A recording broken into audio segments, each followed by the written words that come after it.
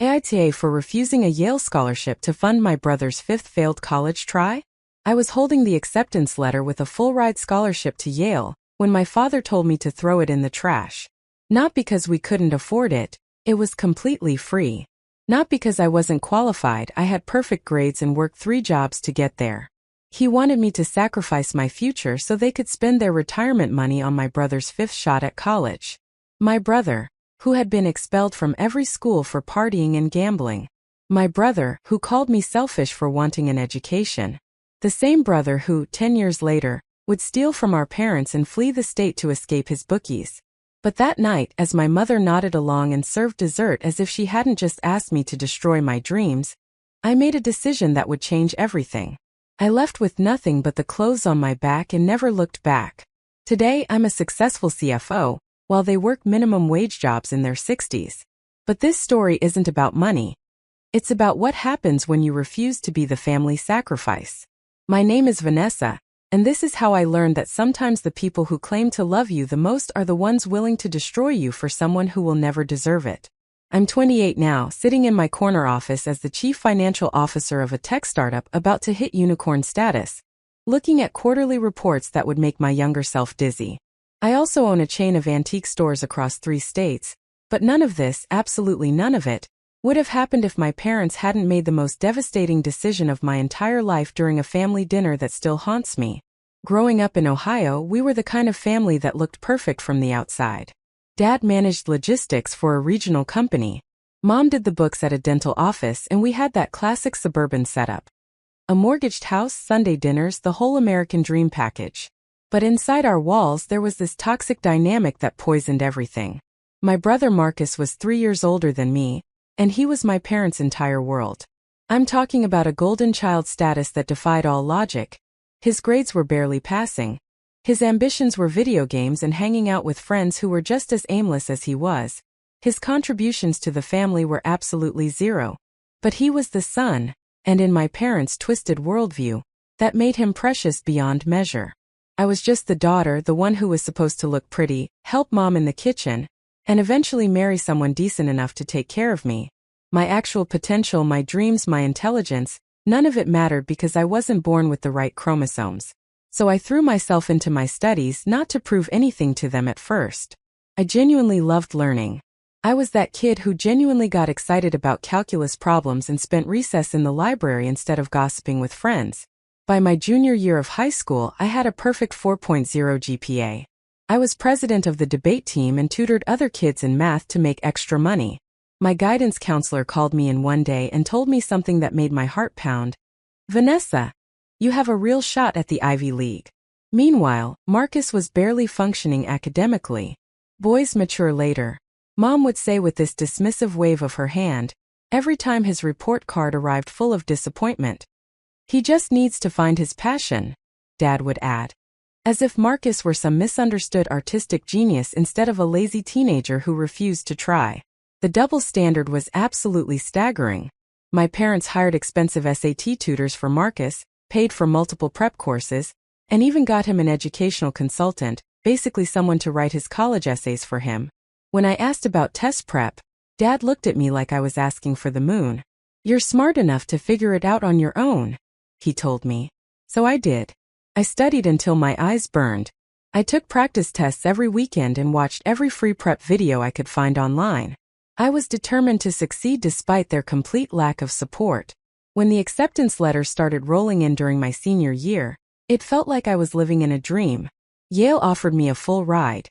Need-based financial aid plus merit scholarships that covered everything. Tuition, room, board, even textbooks. All I had to do was keep my grades up and work 10 hours a week in the library. I remember running downstairs with that letter, my hands literally shaking with excitement.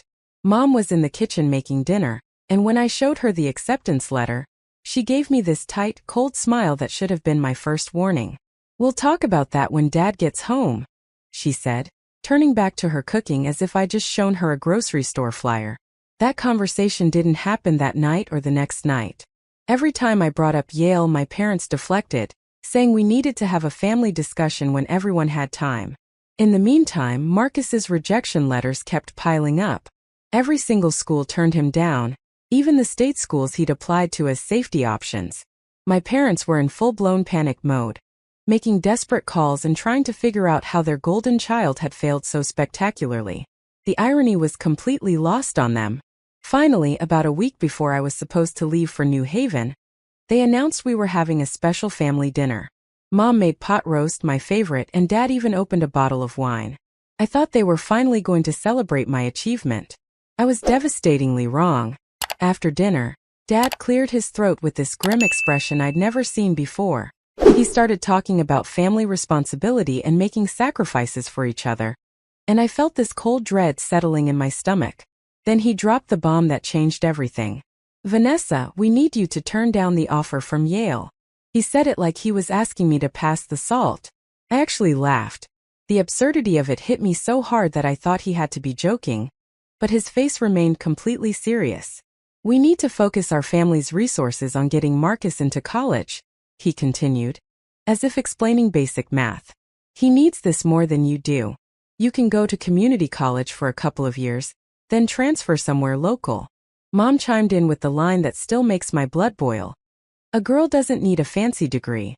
Honey, you're smart, you'll do fine anywhere. But Marcus needs every advantage he can get." I just stood there, completely stunned.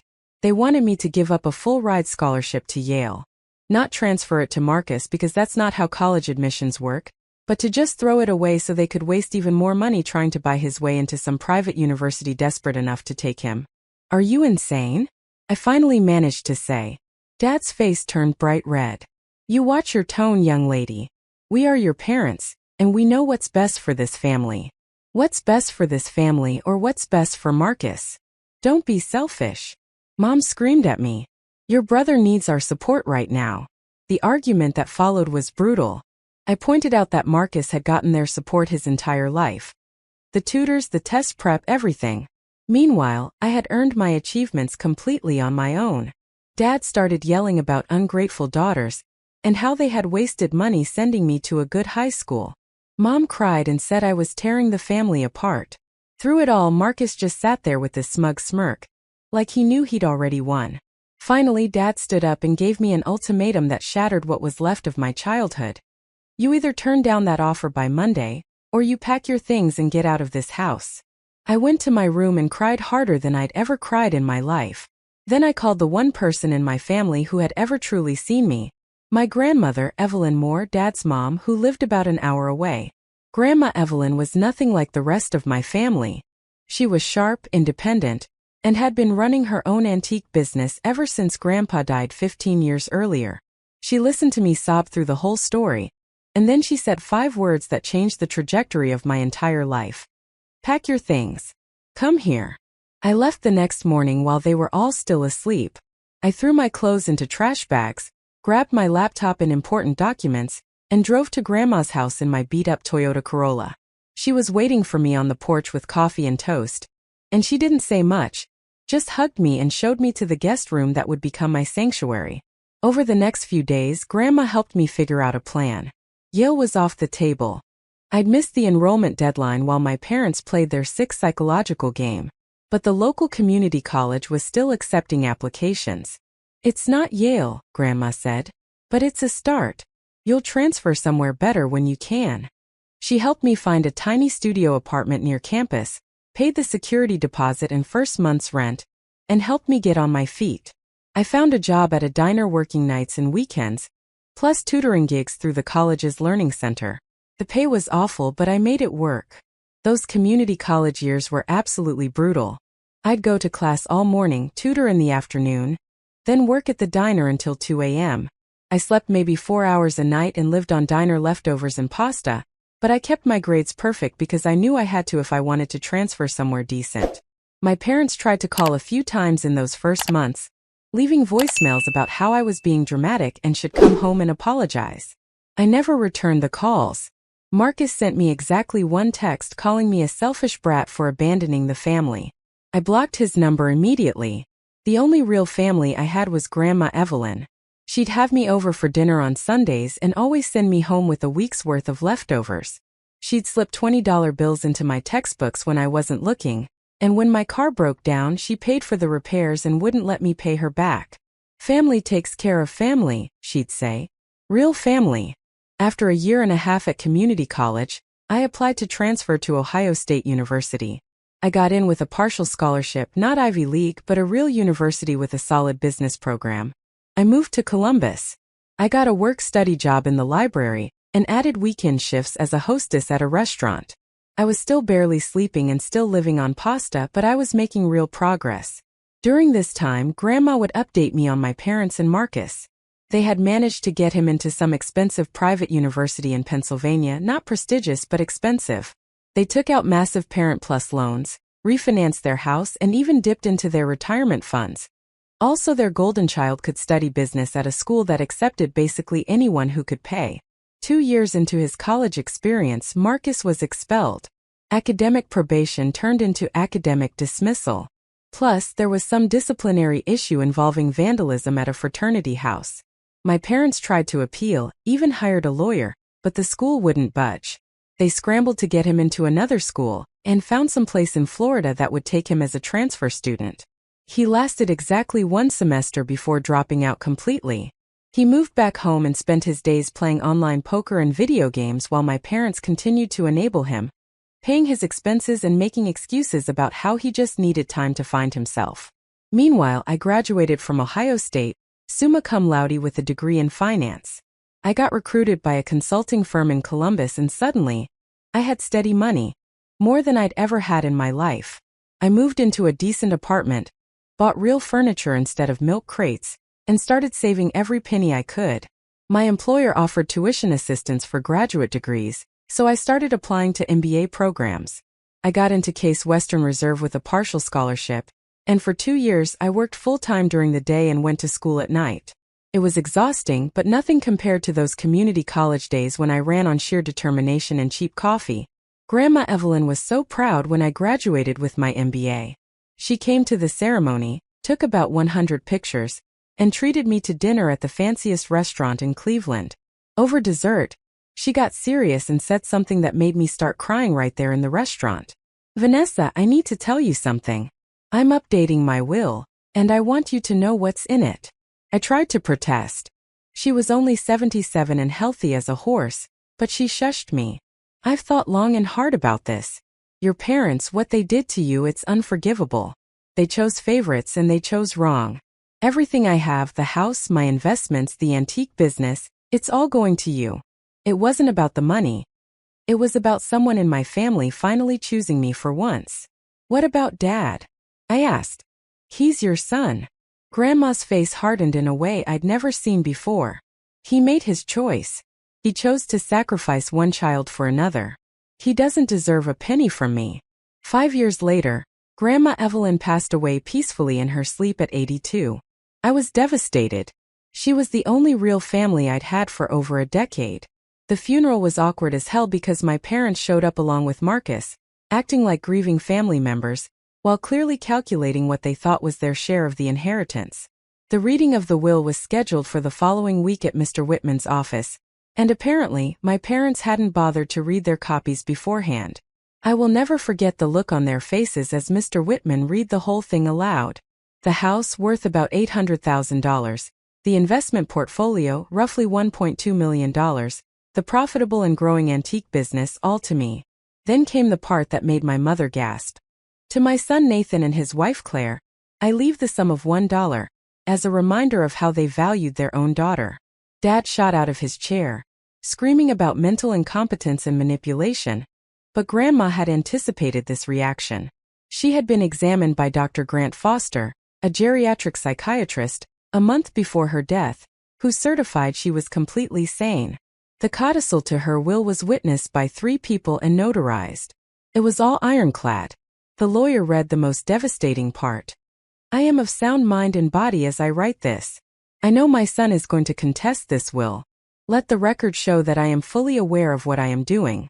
Nathan chose to abandon his daughter, deny her an education, threaten her with homelessness, all to favor his son, who has shown no ambition and no gratitude. He made his choice. Now I am making mine. How could you do this to us?" Mom sobbed. "We're your parents. You stopped being my parents the day you tried to destroy my future," I said and walked out. They tried to contest the will, of course. They hired some lawyer who filed a suit about undue influence and mental incapacity. But the judge wasn't buying it. Mr. Whitman presented evidence that Grandma Evelyn had been actively managing her business until the week she died, that she had regular contact with friends and neighbors, and that her will had been consistent for 5 years. The case was dismissed. The whole probate process took 9 months, but eventually everything was transferred to me. I sold Grandma's house, I couldn't bear to live there without her, and invested most of the proceeds conservatively. I took about $300,000 and set up a scholarship fund for young women from low-income families who showed academic promise, with an independent board and transparent criteria so no one could accuse me of playing favorites. The antique business was trickier as I knew nothing about antiques, but I knew business. I hired the manager who had worked with Grandma for years. Then I modernized everything. An online storefront, better inventory management, even Instagram marketing to attract younger collectors. Within 18 months, I had turned it into a 3-location chain that ships nationwide. It's actually incredibly profitable. My corporate career was taking off too. After my MBA, I joined a tech startup as a financial analyst and worked my way up to director of finance. Then I was recruited by another startup that was scaling fast. They had just closed their $60 million Series C funding round and needed a CFO who could handle rapid growth. At 28, I was younger than most CFOs, but I had the credentials and the drive. The board liked that I had built something from scratch and understood what it meant to start from the bottom and fight. During all this success, my parents' situation was completely unraveling. Marcus had racked up massive gambling debts. Online poker turned into sports betting, then casino trips, then borrowing from the kind of people who charge insane interest rates. He'd maxed out credit cards, taken out personal loans, and even taken money from my parents' accounts. They were drowning. The house they'd refinanced to pay for Marcus's failed education was underwater. Their retirement funds were gone. The credit cards were maxed out. They were in their late 50s with no savings and mountains of debt.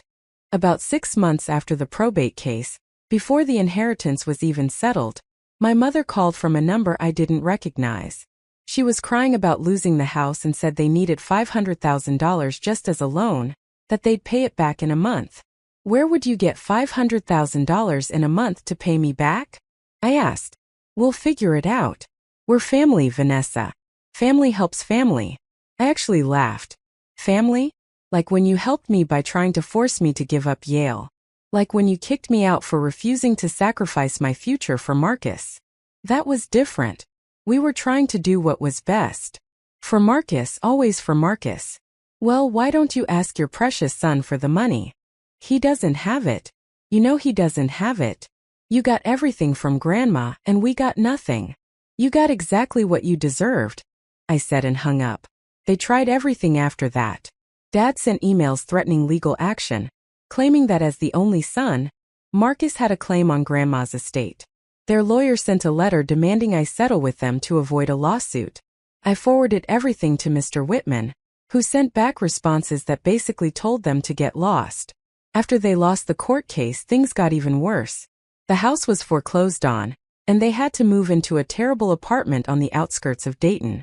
Dad, who had been a regional manager making decent money, couldn't find a job in his field anymore. Age discrimination is real, so he took a job as a night security guard at a warehouse. Mom works as a cleaner in an office building. They're basically starting over in their 60s, living paycheck to paycheck. Marcus fled to Texas to escape his creditors. Last I heard, he was working under the table for a moving company and sleeping on someone's couch. The people he owed money to in Ohio weren't the type you mess with, so he can't come back. Sometimes people tell me I should feel sorry for them, that I should help them since I have so much now. These people don't understand what it was like to be 18 and have your parents tell you that your dreams don't matter because you're just a girl. They don't understand working until 2 a.m. in a greasy diner, then getting up at 6 for class, running on no sleep and sheer determination. I don't feel sorry for them. They made their choices, they bet everything on the wrong horse and they lost. They could have had 2 successful children, but they decided one was expendable. Now they have neither. The scholarship fund I established has already helped dozens of young women pay for college, girls who remind me of myself. Smart and ambitious, but born into families that don't value their potential. Every year I read their applications and essays about their dreams and struggles, and I think about how different my life might have been if my parents had just loved me as much as they loved my brother. I'm doing incredibly well now. The startup I work for will likely go public next year, and my equity stake will be worth several million. The antique business is still growing. We're looking at locations in Pennsylvania and Michigan. I own a beautiful condo in downtown Columbus. I drive a Tesla and can afford to travel wherever I want. But the best part is I did it all without them. Every success, every achievement, every dollar earned, none of it is because of them. It's all in spite of them. Last month, Marcus sent me a message on LinkedIn trying to reconnect, talking about putting the past behind us and how family is important. I looked at his basically empty profile, except for seeking opportunities. I didn't respond, but I noticed he'd viewed my profile multiple times. He can see my title, my education, my MBA, everything he could have had if he'd actually worked for it instead of expecting it to be handed to him. My parents are still in that apartment in Dayton. A friend told me she saw my mom at the grocery store looking tired and old, carefully counting out coupons. Part of me wonders if they ever think about that night 10 years ago when they gave me an ultimatum over pot roast. Do they realize that was the moment they lost their daughter forever? Do they understand that their favoritism cost them everything? I doubt it. People like that never admit they were wrong. They'll go to their graves believing that I'm the selfish one, that I abandoned them, that I took what was rightfully theirs. They'll never understand that they abandoned me first. The thing is, I should probably thank them. Their cruelty made me strong. Their rejection taught me to rely on myself. Their favoritism showed me exactly what not to become. If they had supported me, maybe I would have gone to Yale, gotten a good job, lived a comfortable life, but I never would have fought as hard as I did. I never would have appreciated every small victory, every dollar saved, every goal achieved. Grandma Evelyn saw it all. She watched them destroy our relationship for the sake of their golden child, and she made sure they paid for it, not out of spite but out of justice. She gave her inheritance to the granddaughter who earned it, not the one who expected it. Sometimes people ask if I'll ever forgive them. The truth is, I don't think about them enough to forgive them. They're just people who used to be in my life, like old classmates whose names I've forgotten. The opposite of love isn't hate, it's indifference. And I am completely indifferent to them now. My life is full without them. I have friends who became my chosen family. I have mentors from business school who still guide me. I have colleagues who respect me for my skills, not my gender. I have scholarship recipients who send me letters about their successes, their graduations, their first jobs. These are my people now. The scholarship fund will outlive all of us. Long after my parents are gone, long after I'm gone, young women will be going to college because of what Grandma Evelyn and I built from the ashes of their favoritism. That's a legacy worth having. So that's my story. The girl who was supposed to give up Yale for her deadbeat brother is now a CFO and business owner worth millions. The parents who said a girl doesn't need a fancy education are working minimum wage jobs in their 60s. The brother who was supposed to be the family's success is hiding from creditors in another state. I don't know if you call it karma or justice. All I know is that I won, not because I got the money or the success, but because I proved them wrong. I proved that I mattered. I proved that investing in me would have been the smartest thing they could have ever done. Their loss became my gain, and I sleep perfectly well at night. If you liked it, don't forget to leave a comment and support the channel by subscribing. See you in the upcoming stories.